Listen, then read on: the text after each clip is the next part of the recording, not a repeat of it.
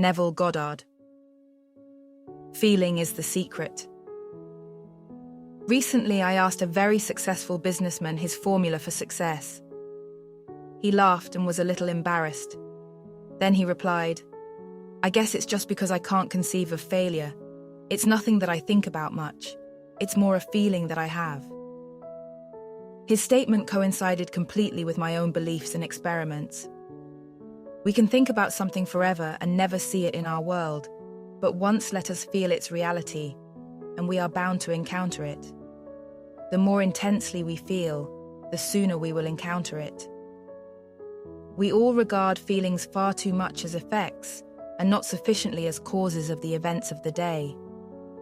Feeling is not only the result of our conditions of life, it is also the creator of those conditions. We say we are happy because we are well, not realizing that the process will work equally well in the reverse direction. We are well because we are happy. We are all far too undisciplined in our feelings. To be joyful for another is to bless ourselves as well as him. To be angry with another is to punish ourselves for his fault. The distressed mind stays at home though the body travels to the ends of the earth, while the happy mind travels though the body remains at home. Feeling is the secret of successful prayer, for in prayer we feel ourselves into the situation of the answered prayer, and then we live and act upon that conviction. Feeling after him, as the Bible suggests, is a gradual unfolding of the soul's hidden capacities.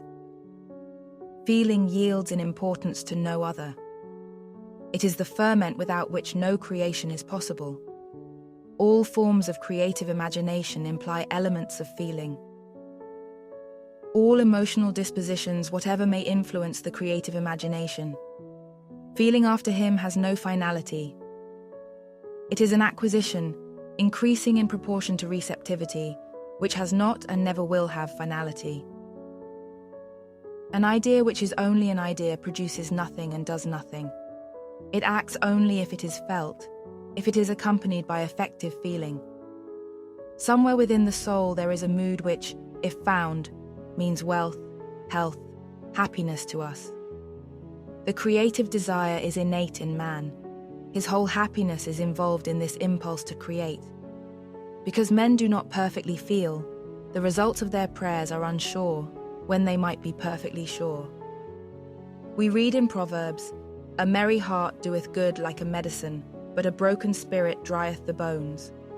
Orchestral hearts burn in the oil of the lamp of the king. The spirit sings unto the Lord a new song. All true prayer wears a glad countenance.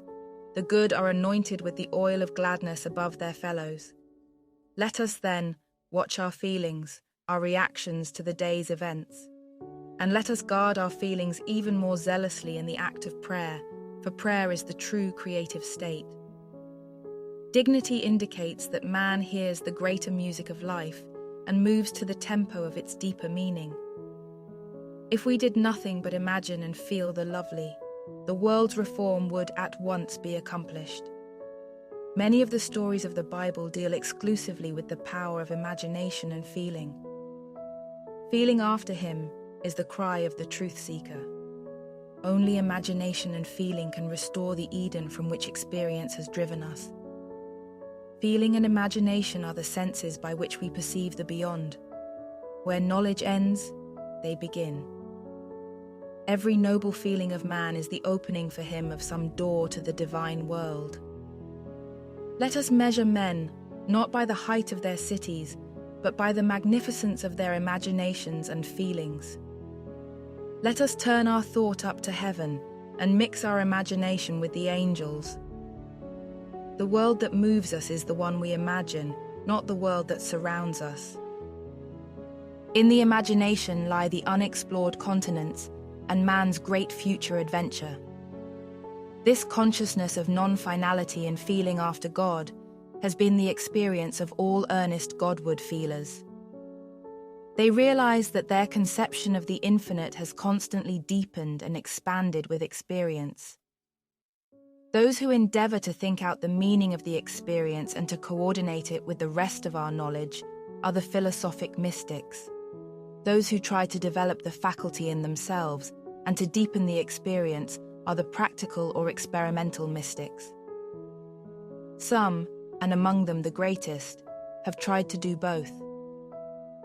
Religion begins in subjective experience.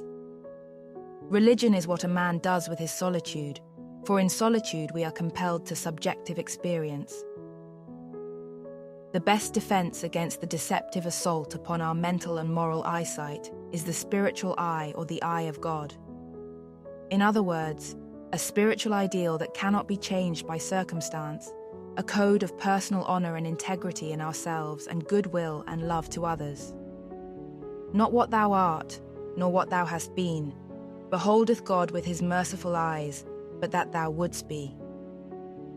Through the veins of the humblest man on earth runs the royal blood of being. Therefore let us look at man through the eyes of imaginative love, which is really seeing with the eye of God. Under the influence of the eye of God, the ideal rises up out of the actual, as water is etherealized by the sun into the imagery cloudland. Things altogether distant are present to the spiritual eye. The eye of God makes the future dream a present fact. Not 4 months to harvest. Look again, if we persist in this seeing, one day we will arise with the distance in our eyes, and all the staying, stagnant nearby will suddenly be of no importance. We will brush it aside as we pass on to our far-seen objective. The man who really finds himself cannot do otherwise than let himself be guided by love. He is of too pure eyes to behold iniquity. Our ability to help others will be in proportion to our ability to control and help ourselves.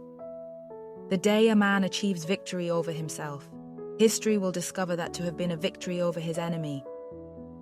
The healing touch is in an attitude, and one day man will discover that one governs souls only with serenity. The mighty surrenders itself fully only to the most gentle. Recognizing the power of feeling, let us pay strict attention to our moods and attitudes. Every stage of man's progress is made through the exercise of his imagination and feeling. By creating an ideal within our mental sphere, we can feel ourselves into this ideal image till we become one and the same with it, absorbing its qualities into the very core of our being. The solitary or captive can, by the intensity of his imagination and feeling, effect myriads so that he can act through many men and speak through many voices. Extend your feelers, trust your touch, participate in all flights of your imaginations, and be not afraid of your own sensitivities. The best way to feel another's good is to be more intensely aware of it. Be like my friend and have more of a feeling for the health, the wealth, the happiness you desire. Ideas do not bless unless they descend from heaven and take flesh. Make results or accomplishments the crucial test of true imagination. As you observe these results, you will determine to fill your images with love and to walk in a high and noble mood, for you will know with the poet, that which ye sow ye reap. See yonder fields?